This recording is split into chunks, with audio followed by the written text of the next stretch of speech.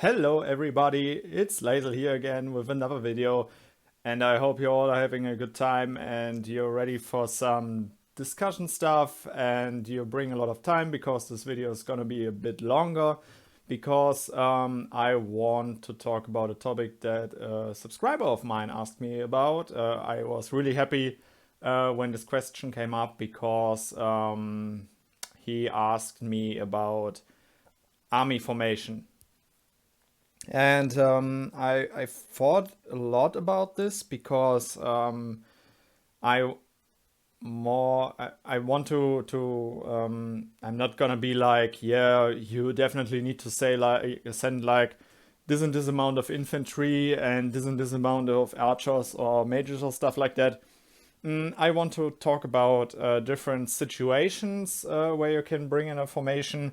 Of course, I will talk a bit about what I sent, what I had good experiences with, but overall, I want to talk more about the situation that you can be in and what you can send in this situation. And so I wrote myself a little guideline that the subscriber asked me to talk about. And we will be talking about three different formation situations.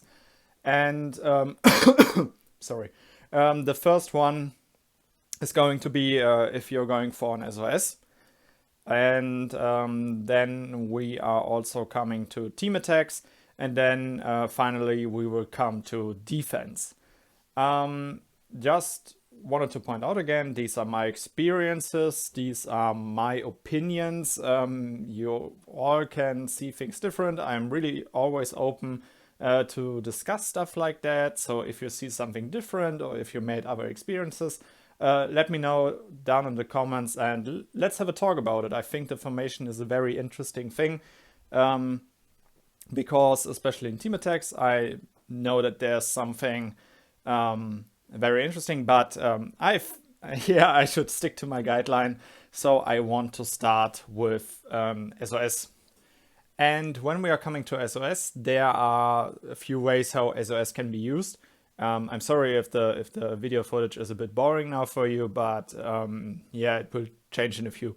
So when we are coming to an SOS, there are different ways how you can use your SOS. You can use it when you are out there, you're going for even matchups, or when you are, I don't know, kind of like if you're just killing some farm troops of your opponents. And okay, well, first I think I should point out that I've been playing since several years now only for Void War. So I mean, you can reflect a lot of the stuff to Civil War, but I mostly focus on Void War. So you can use your SOS to either go for a target that you can think you can handle and get a good report. Or you can use your SOS if you're going for even matches or for troops or farms that contain a few troops that you know, okay, I won't have that high losses. But still, if you would get reinforced, you can lose a lot of troops, and then just press SOS if you get reinforced while attacking a farm or an even matched castle, and then you can still avoid those heavy losses. When we are coming to to an SOS with me as an infantry mage player, I want to point out that again, if you're going for a challenging target, you know that there's going to be a very long fight in the front line. And as I explained in this video, why angels are so strong, you want to make sure that your angels survive as long as possible. Luckily, we have Void War tomorrow and I need to clear my farm, so we will do some hits on my farms and just see the replay how the performance and formation looks like. So when we are coming to a challenging SOS, my march size is currently 268,000. And yeah, you have to adjust for yourself the amount of troops. If you're going for a challenging SOS, angels are definitely going to be the winning factor for this fight. So it's very important that you definitely protect your angels. So I like to send like 100k. This is just for my case, of my strongest frontline unit. Of course, you can go like for a 50-50 setup with 50k of tier 11 infantry and 50k of this tier 10 infantry. But from my experience, you can go for the splitted setup, but it doesn't perform that good because the tier 10 infantry is just basically is just weaker than the tier 11 from the base stats. I know the passive skill from the tier 10 infantry is pretty nice, but the technology that applies to the basic stats of tier 11 infantry is just better in my opinion. So when I go for a challenging target, I like to go for 100k of tier 11 infantry. And I always want to make sure to bring one cavalry. Then my maximum angels that I have, one tier 10 infantry, one tier 10 cavalry. And then I always adjust how many tier 10 mages I can send and adjust this number up here to the amount I can send. And this would be, or this is like my basic SOS setup. When we then go for it, the main goal of the setup is to protect your angels as long as possible. So, as I said, you can go for the splitted frontline setup, but from my experience, I know that depending on the enemy backline, one side of the units tends to die even faster, and then sometimes your angels are just sitting there open, and then they get hit way too early. So when we look into the replay, here you can see that my angels, or all those 1 units of tier 10 and the 1 tier 11 cavalry unit would just die in 1 hit, but they still absorb this 1 hit. The tier 11 infantry would run into the enemy odd troops, and angels and mages are just protected. They are all behind them. So for me, from my experience, it's very important to protect my backline units as good as possible. And because I always calculate with pretty high infantry losses for Void War, and so I just recruit, or I mostly recruit infantry, because I know with my playstyle I mostly just lose infantry. And yeah, so this would be a setup that I use for SOS. There are a few different setups, especially when we are coming to archers, but I'm not experienced with it. If you're an archer player, and if you're also maybe a cavalry frontline player, which is very strong, you can let me know down in the comments below what your experiences are, what performed very well for you and stuff.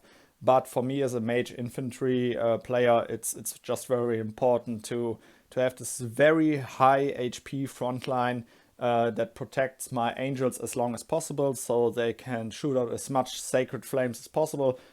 And the rest of my mages are just there to support, because they also deal a pretty nice amount of damage. But the focus for me in an SOS is definitely on my angels. So I think the topic of an SOS, a challenging SOS, is actually pretty easy done. You will learn from your experiences and from your SOS that you might have to adjust this and that and maybe work on this and this technology. It's an ongoing process. You can just get better if you keep going, and you will learn to evaluate the target that you're going for even better and better. Now we are coming to the topic of team attacks. And team attacks is a topic that is, we had a lot of discussions about it and how we want to set up our preset. I will just show you the preset that we use. We use 50 Of course, remember you always have to adjust this to your numbers, to your march size in your alliance, to your average level. If you're just an alliance that started new in the kingdom and you're all around like C19 or stuff like that, you're of course not coming up with 50k of infantry of even a lot. So we used to bring 50k of tier 11 and 10k of tier 10. 50k of tier 10, one of each cavalry, and then we just fill with our strongest backline. The thing is, we also, or a thing of mine is that with an 8 tier setup, if your whole alliance plays, you have archer players, you have mage players, and everybody wants to send those troops that they focus on, and that is good, that is fine, that is completely fine. Everybody should send what they work on and what their favorite unit is. But when we are coming to the setup, there are a few things that you need to know. So let's check this out. In this replay, you can see I'm a mage focused player, but I bring archers. So now my infantry protects archers, and I'm not an archer focused player. But if we would be in a team attack, the rest of my team that would join the attack would bring archers, because we have a few archer focused players, and then my infantry would be protecting those archers. What, in my opinion, is very important if you play with an 8 tier setup,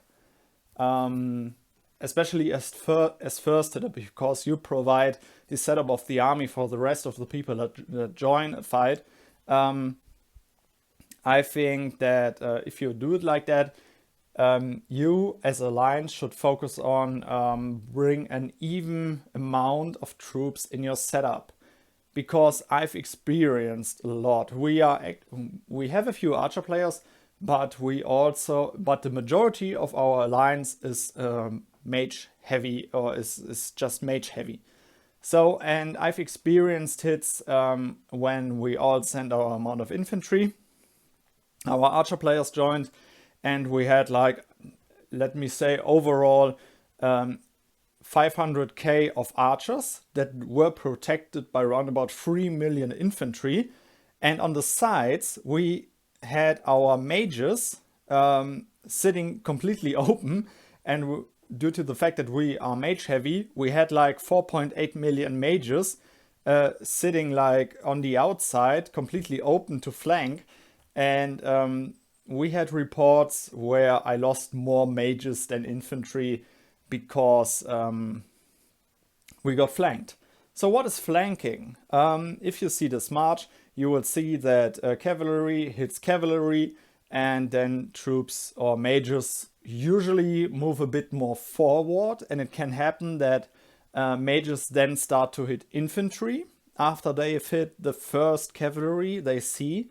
And it can happen, or it mostly happens, when they start to hit the infantry. But it also can happen that mages keep going and start hitting the mages. This can happen for you, and this can happen for your opponent. So, and for us, it happened several times that we were marching, we started the fight, and our mages started to hit the enemy infantry, and was working on reducing the infantry. And then it happened that maybe one of our players joined again. They brought another 1 cavalry in. The enemy mages started to hit this 1 cavalry. It died. In the meantime, the infantry adjusted its position a bit, and then the enemy mages started to hit our mages. And this is the problem that I see with an 8 tier setup if you're a very focused alliance on mages. Because when you have like 4.8 million mages on the outside, and they are currently working on reducing the enemy infantry, of course it might happen pretty fast. But still, if the enemy mages then make it happen to hit your mages, you will have pretty high losses. And as I just said, I had reports where I lost more mages than infantry. So if you as an alliance decide to play with this 8-tier setup, that's fine. We do this too, because it's also very hard to organize an alliance that well that you play with a different setup. But I will come to a different setup later.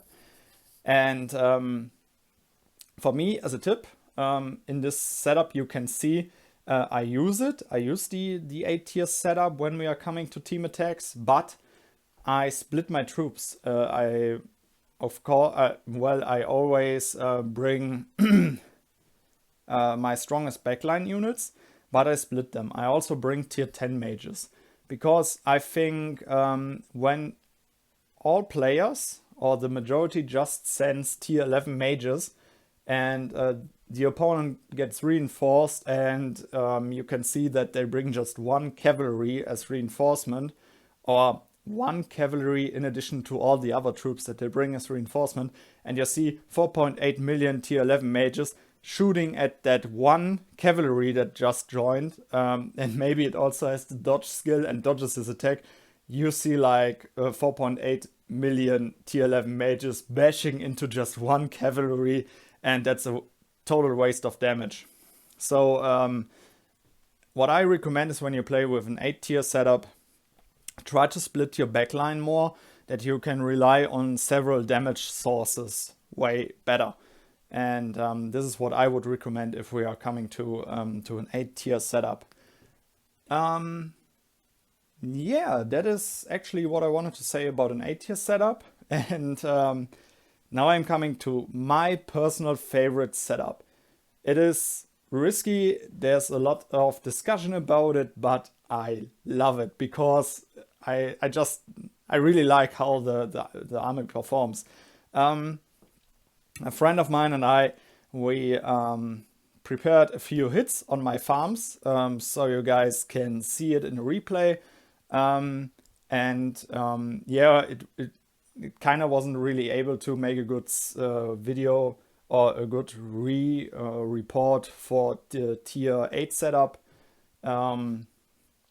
because yeah, if you're playing War and Order, you mostly know the 8-tier setup, but now we are coming to the tier 6 setup, where you just start with 6 units.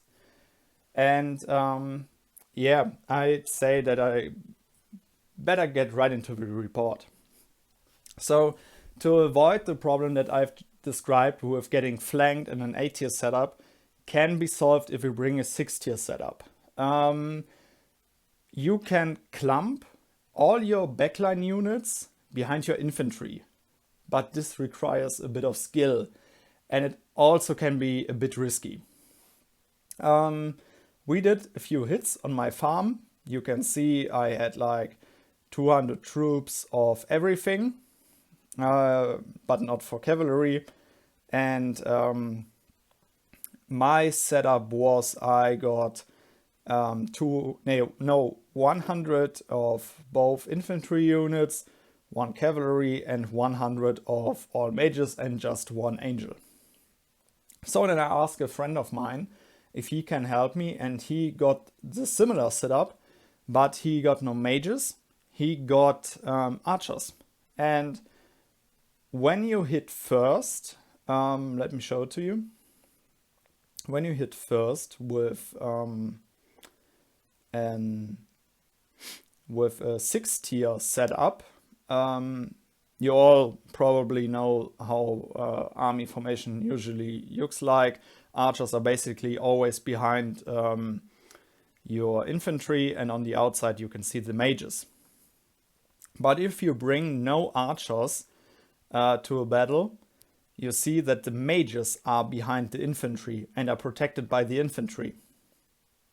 So, and what we did, I've hit it first with a setup that only contains mages, and shortly later my friend joined who just had archers.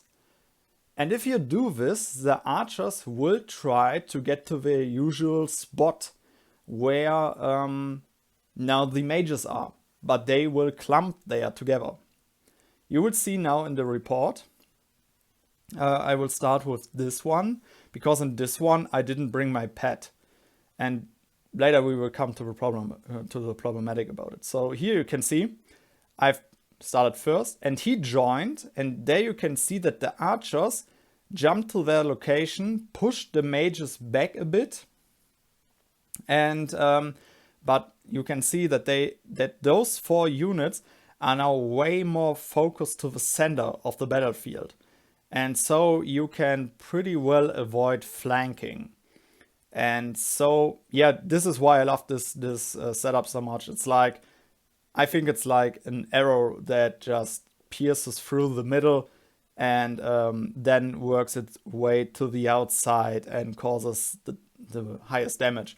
Because in a very big battle that takes a lot of time, it's, in my opinion, the best if all backline units first focus on the front line. And with this setup, it can work out very well, in my opinion, which is why I really like the setup. I prefer it, but it's hard to do this as an alliance, because the first person that hits needs to have no archers in his march, and everybody that joins after just brings all his backline troops to this focused area. And I personally really like the setup, but there's a problem with it. Don't get me wrong, I like the setup, I prefer it, but I'm also used to work only with a few players. So if we're coming to big numbers, there is a downside of it, because let me get into the replay again. You can see that when my friend joined, our mages had to march for like a second to get into the position to then find a target and start attacking. So they started to bounce a bit. But when we are all sending our pets with us, it can happen that the units start to bounce between archers, or it can happen that units start to bounce, and mostly those units that bounce are mages, because they start to bounce between the archers, which are in front of the mages, and between the pets that you bring. Here I brought my pet too. Here we joined a bit better in time. But I want to say, and I've also experienced it, so that it happens here. It worked out very well. The pet moved into the middle. But when you bring like free pets, it can happen that units start to bounce in between other backline units and your pets, and then don't find a target for several seconds. And in this way, you lose a lot of damage. So you can do the 6-tier setup. I really like it. I prefer it. You can also do the 8-tier setup. When you do the 8-tier setup, you should get used to that it can happen to you that you get flanked and you have heavy mage losses. If you do the 6-tier setup, in my opinion, you can be pretty sure that you like pierce the front line of the enemy. But you have to calculate with the downside that it can happen that a few of your backline units start to bounce in between, and you might have some damage loss there. I've seen reports where troops, backline units were like bouncing for 8 to 10 seconds, and this is a lot of damage that you will miss out. Every formation has its own advantage and its downside. So what I want to say here is that you really need to talk to your alliance, and you should, just as I did with a friend of mine, we just prepared a farm, we tested a few things out, and you should really get into experience stuff and testing things out. I can really recommend it. And this is the thing about team attacks. Talk to your alliance, talk about how much infantry you want to bring, and set up your own setup and get experience in team fighting and applying new technologies. As I said in the beginning of the video, I'm not coming up here in this video with stuff like, yeah, you need to bring like 10k of this unit, 20k of this and stuff. I more want to explain what I think is important and what you should consider when you discuss your presets and stuff. And now I want to come to the final topic. Now I come to defense, and defense is is probably the hardest thing to do in War and Order. Of course, yeah, bubble trapping and stuff is also not that easy anymore. But yeah, defense is the problem that yeah, in my opinion, there's no. I mean, if you discuss as an alliance a preset, you should discuss a preset that you can use for everything. In my opinion, we as alliance we have agreed to have just one preset, and if people want to use angels, they can do it, but they have to do it at their own risk, because we all know how long it takes to recruit angels, and it's annoying if you lose them. But when we are coming to defense, I'm not talking much about the formation, because the formation gets provided by the person that gets attacked. I want to talk about more mentality when it comes to defense, because defense is a thing where people need to understand that there are two things of defense. You can set up a trap if you are under attack, and then you know, okay, the person that is about to get hit won't have any losses, and we have people sitting around and waiting so that the trap gets attacked. Or we are talking about defense when a person is really offline due to real life struggle or sleeping and stuff, and forgot to put a shield and stuff. When we are coming to trapping, when you set up a trap for your enemy, then it's like, oh, I have a few matches back, I could go for some monsters. Yeah, if you set up a trap and you know, okay, the guy that is about to get hit, he won't have any losses, then everything is fine. But what I want to say is that, yeah, defense formation is like, use the preset that you as an alliance decide on. But the important thing is, first, reinforce the target that is about to get hit as soon as you see swords. I've seen team attacks back in the old days when we had civil war in our old kingdom and stuff, where people were slow marching with an army of 30 players for like 5 minutes to a target, and I've seen like 1 minute before the target got hit that players from an alliance slow march to the castle that is about to get hit.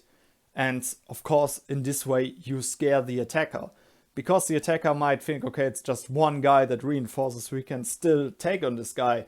But experienced leaders will know, okay, there's at least one guy active. He already alerted the whole alliance, and we can be sure that they will speed in as soon as we hit. What I want to say is, if you want to have a successful defense, always wait until you see swords in the target, and then you have to speed in, because time is so important when it comes to defense. Because there's a very important mental aspect about it. If a battle breaks out and everybody knows that they have to reinforce, it is important that you speed in as fast as you can. A time attack or a speed hit of an opponent applies a huge amount of troops within a few seconds to the target. And you need to do the same too if you're defending. And yeah, it's also important for your teammates to see, okay, my teammates are already going and they are already there, I need to catch up. I know guys that sit there, are online, swipe over the target that is about to get hit, and they first reinforce when they see others, because they think like, yeah, okay, the fight is already lost, we are all already too late. If you see a target get hit, speed in. It's still one of your alliance members. It's probably a friend of you, We all know that we spend a lot of time in war and order, and you should definitely protect yourself, especially if the guy that is about to get hit just forgot to put a bubble or fell asleep or stuff like that. Just protect yourself. And what I personally can also recommend is, yeah, a preset is always nice and well, but when we are coming to defense, bring more infantry. It is so important, because if you're in an alliance that plays Void very active, you know that you as an alliance in total always lack in infantry. And as soon as infantry falls, it's very hard to turn the fight around. So when it comes to defense, I personally like to bring way more infantry, just to strengthen the front line during the battle and to win more time for other people to join and stuff. Because sometimes it's also like if you reinforce very aggressively and fast, and the opponent sees that, some of them will be scared and will retreat, and then their troops don't count for the battle anymore. I will end the topic with defense. Still remember, you're an alliance, you should work as a team. Wherever you set up a trap, or if you just want to protect one of your teammates, bring a ton of infantry, be there when you have to defend, and yeah, just work together. When you see that somebody is offline during Void War, or you know, maybe from the time zone, you know this guy from that he's probably asleep and he forgot to bubble, I don't know, get a few friends online, be ready to use the alliance skill, shield all and stuff. Work together. It's so important for a successful alliance and for a nice atmosphere in your alliance. I want to end this video definitely with that I hope that you all learned a few things. I didn't talk that much about how much troops of which type you should send. What I want to encourage you is that you do researches with your alliance, talk to your players, and I gave a few explanations of a few setups that you can use. Yeah, and I hope you guys learned a few things, and maybe you will also teach me a few things. And yeah, I would say see you in the next video. Goodbye, guys.